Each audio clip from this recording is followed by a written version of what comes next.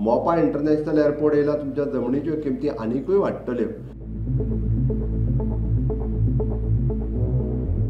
वेगवेगळ्यो आमी म्हणटा कोणी तरी म्हटलें की इट इज एन हे कंटिन्युअसली जमीन विकपाक काडलेली आसा खंय।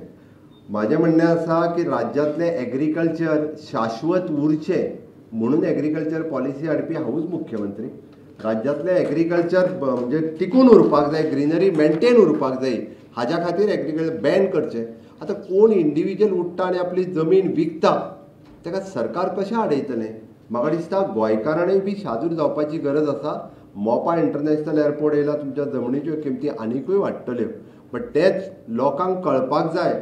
म्हाजें म्हणणें आसा आमी सगळ्यांनी मेळून लोकांक सांगपाक जाय कवडी मोलाच्या भावांनी आतांच जमनी विकूं नाकात, त्यो सांबाळून दवरात फॉर युअर फ्युचर जनरेशन।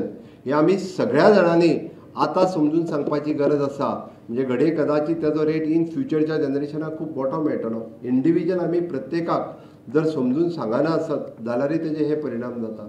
म्हणून आमी केन्नाच कोणाच्यो जमनी विका अशें म्हणून सांगूंक ना।